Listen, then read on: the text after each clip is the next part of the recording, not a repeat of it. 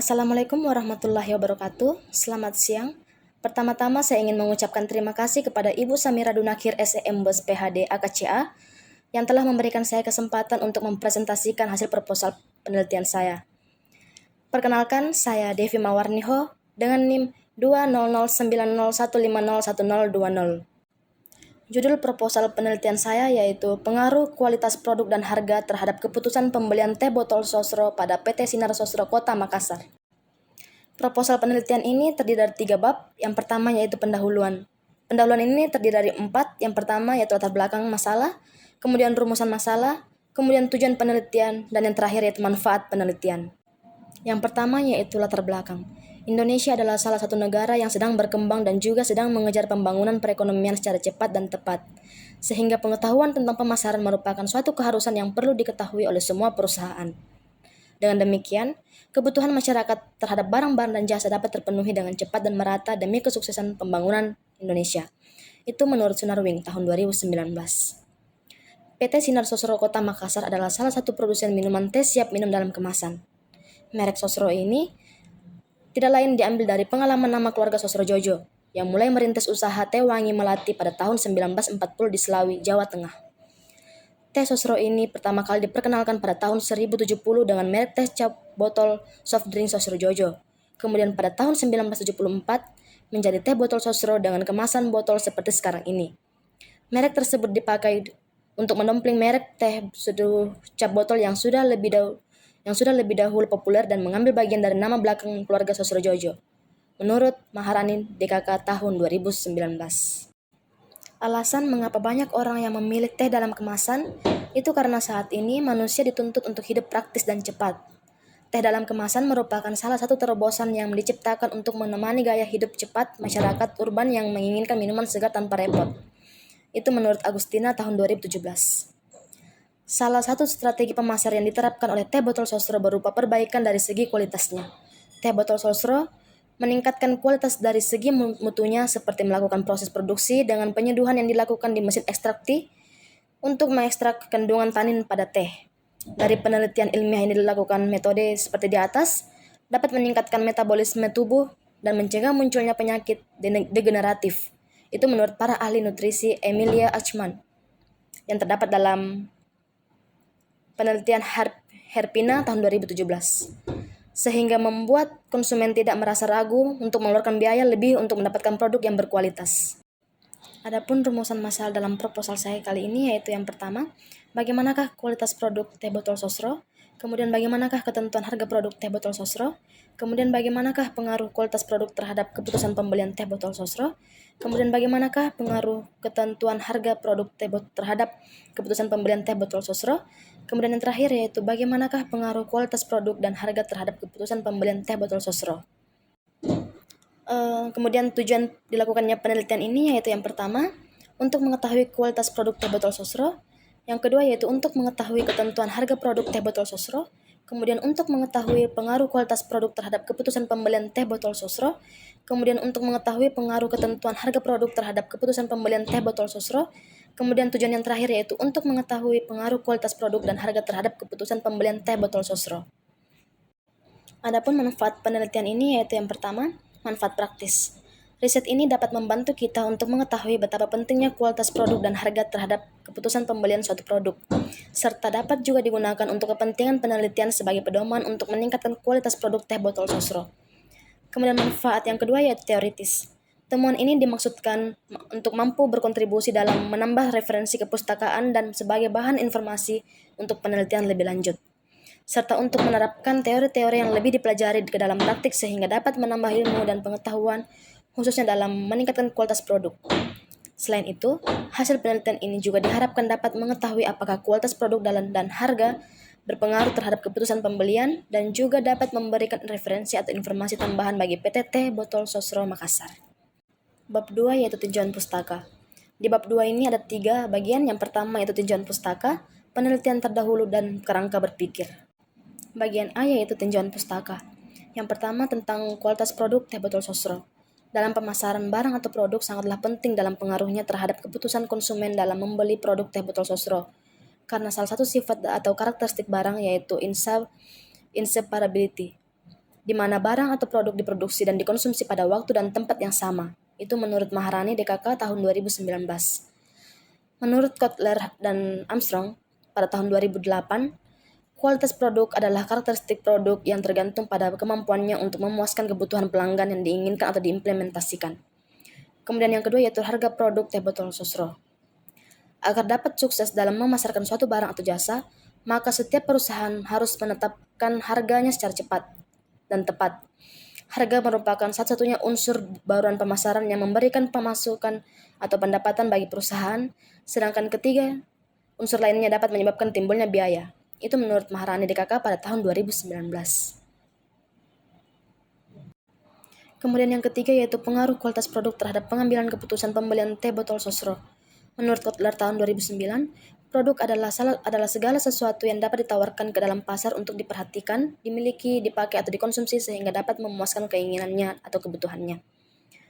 Menurut Kotler dan Armstrong pada tahun 2011, bahwa kualitas suatu produk adalah kemampuan yang bisa dinilai dari suatu produk di dalam menjalankan fungsinya, yang merupakan suatu gabungan dari daya tahan, keadaan, ketepatan, kemudahan pemeliharaan, serta atribut-atribut lainnya dari suatu produk. Maka dapat disimpulkan bahwa kualitas produk disignifikan terhadap keputusan pembelian teh botol sosro. Kemudian yang keempat yaitu pengaruh ketentuan harga produk terhadap pengambilan keputusan pembelian teh botol sosro. Menurut Kotler tahun 2012, metode penentuan harga dapat didekati dengan menseleksi harga akhir dengan menambahkan faktor-faktor diantaranya psikologikal, di mana konsumen menggunakan harga sebagai indikator kualitas dan kebijaksanaan harga perusahaan dengan tujuan untuk memberikan kuota harga kepada tenaga penjualan untuk diberikan kepada konsumen dan untuk profitabilitas perusahaan, dan dapat disimpulkan bahwa harga produk berpengaruh signifikan terhadap keputusan pembelian teh botol sosro. Yang kelima yaitu pengaruh kualitas produk dan harga terhadap pengambilan keputusan pembelian teh botol sosro. Kualitas suatu produk adalah kemampuan yang bisa dinilai dari suatu produk di dalam masyarakat fungsinya, yang merupakan suatu gabungan dari daya tahan, keadaan, ketepatan, kemudahan pemeliharaan, serta atribut-atribut lainnya dari suatu produk. Dari segi pemasar, kualitas harus diukur dari sudut penglihatan dan tanggapan pembeli terhadap kualitas itu sendiri.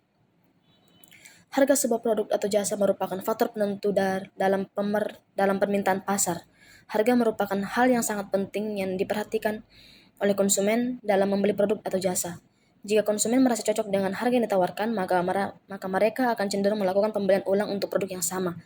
Berdasarkan uraian di atas, maka dapat disimpulkan bahwa kualitas produk dan harga berpengaruh signifikan terhadap keputusan pembelian teh botol sosro. B. Penelitian terdahulu. Irianita dan Sugiarto pada tahun 2013 dengan judul Analisis Pengaruh Citra Merek Persepsi Harga dan Persepsi Kualitas Produk Terhadap Keputusan Pembelian, Studi Kasus pada Konsumen Produk ATBM Pekalongan. Penelitian ini bertujuan untuk mengetahui pengaruh citra merek, persepsi harga, dan persepsi kualitas produk terhadap keputusan pembelian produk ATBM di Pekalongan. Bagian terakhir yaitu kerangka berpikir. Kerangka berpikir merupakan model konseptual tentang bagaimana teori berhubungan dengan berbagai faktor yang telah diidentifikasi sebagai masalah yang penting. Kerangka berpikir dalam proposal ini yaitu yang pertama kualitas produk sebagai variabel X1, harga produk sebagai variabel X2, kemudian keputusan pembelian yaitu sebagai variabel Y. Bab 3 yaitu metode penelitian. Metode penelitian ini terdiri dari lokasi dan waktu penelitian, kemudian metode pengumpulan data, sumber data dan jenis data, teknik pengumpulan data, kemudian variabel dan definisi operasional variabel, kemudian populasi dan sampel, kemudian yang terakhir yaitu metode analisis data. Yang pertama yaitu lokasi dan waktu penelitian. Lokasi yang dijadikan sebagai objek penelitian adalah PT Teh Sosro Makassar. Penelitian ini akan dilakukan dari bulan Agustus 2023 hingga selesai. Kemudian selanjutnya metode pengumpulan data. Metode pengumpulan data yang ditentukan oleh masalah penelitian yang ingin dipecahkan.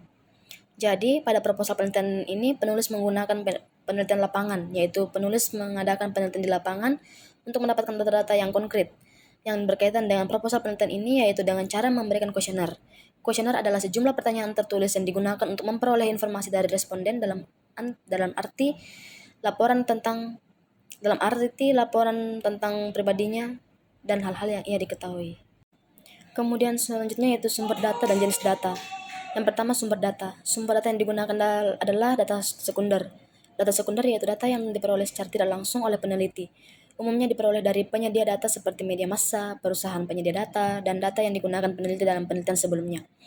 Kemudian jenis data yang diteliti adalah data kuantitatif sebagai penunjang data kualitatif, yaitu data mengenai jumlah, tingkatan, perbandingan, dan volume yang berupa angka-angka. Kemudian teknik pengumpulan data. Teknik pengumpulan data dalam penelitian ini yaitu dengan menggunakan metode survei. Teknik pengumpulan data yang digunakan dalam penelitian ini adalah berupa angket atau kuesioner. Angket ini berisi pernyataan tertulis yang digunakan untuk memperoleh informasi dari responden. Pernyataan disusun sesuai dengan kisi-kisi yang telah dibuat dan penyusunan butir-butir pernyataan kuesioner mempertimbangkan kemudahan pengisian oleh responden, maka penyusunannya memperhatikan hal-hal sebagai berikut.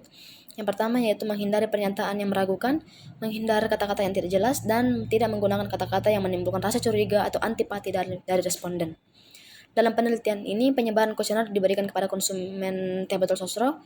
Adapun bentuk instrumen dalam penelitian ini dengan menggunakan variabel pengaruh, kualitas, dan harga produk terhadap keputusan pembelian teh botol sosro. Dan definisi operasional variabel. Variabel bebas yang digunakan dalam penelitian ini yaitu kualitas dan harga produk sebagai X1 dan X2. Sedangkan variabel terikat atau dependennya yaitu keputusan pembelian teh botol sosro atau variabel Y. Definisi operasional variabel adalah pengertian variabel yang diungkap dalam definisi konsep tersebut secara operasional, secara praktik, secara nyata dalam lingkungan objek penelitian yang diteliti. Variabel ada dua macam, yaitu yang pertama variabel bebas yang biasa disebut dengan independent variable. Kemudian yang kedua yaitu variabel terikat atau dependent variable. Kemudian yaitu populasi dan sampel. Populasi adalah gabungan dari seluruh elemen yang berbentuk peristiwa, hal atau orang yang memiliki karakteristik yang serupa yang menjadi pusat perhatian seorang peneliti. Populasi dalam penelitian ini adalah semua konsumen yang sedang melakukan pembelian di PT Sinar Sosro Makassar yang berjumlah 100 orang. Sampel adalah bagian dari jumlah karakteristik yang dimiliki oleh populasi tersebut. Itu menurut Sugiono tahun 2009. Jumlah populasinya tidak diketahui secara pasti. Oleh karena itu, agar sampel yang diambil dapat representatif dan mewakili populasi, maka jumlah sampel harus diketahui. Untuk menentukan sampel yaitu dengan menggunakan rumus unknown population. Itu menurut Ridwan tahun 2009. Pada penelitian ini, peneliti akan mengambil 100 responden sebagai sampel yang akan diteliti. Kemudian metode analisis data. Yang pertama yaitu uji validitas. Pengujian validitas instrumen dapat dilakukan dengan bantuan program komputer. Salah satu di antaranya yaitu program Statistical Product and Service Solution atau biasa disingkat dengan SPSS. Kemudian yang kedua yaitu uji reliabilitas. Pengujian reliabilitas instrumen dapat dilakukan dengan bantuan program komputer yaitu program Statistical Product and Service Solution yaitu SPSS. Suatu konstruk atau variabel dikatakan reliable jika nilai converge alpha-nya lebih besar dari 0,6. Kemudian yang ketiga itu uji asumsi klasik. Dalam uji asumsi klasik terdapat 4 analisis, diantaranya yaitu yang pertama heterokedastisitas, kemudian yang kedua itu normalitas, yang ketiga yaitu multikoliniaritas, kemudian yang terakhir itu autokorelasi. Kemudian yang keempat itu analisis regresi linear berganda. Analisis regresi berganda merupakan penggabungan dari analisis regresi sederhana. Kegunaannya yaitu untuk meramalkan nilai variabel terikat yaitu Y apabila variabel bebasnya X, 2 atau lebih. Kemudian analisis determinasi. Analisis ini digunakan untuk mengetahui presentasi kontribusi pengaruh variabel bebas secara serentak terhadap variabel terikat. Itu menurut Ridwan tahun 2012. Kemudian yang terakhir yaitu pengujian hipotesis. Pengujian ini ada dua, yaitu yang pertama yaitu uji koefisien regresi berganda secara simultan atau biasa disingkat dengan uji F. Analisis ini digunakan untuk melihat pengaruh secara menyeluruh variabel X1 dan X2 terhadap variabel Y. Kemudian yang terakhir yaitu uji koefisien regresi secara parsial, yaitu uji T. Pengujian ini dilakukan untuk melihat pengaruh secara parsial antara variabel X1 terhadap variabel Y dan variabel X2 terhadap variabel Y. Itulah tadi presentasi proposal penelitian saya. Terima kasih atas perhatiannya. Assalamualaikum warahmatullahi wabarakatuh dan selamat siang.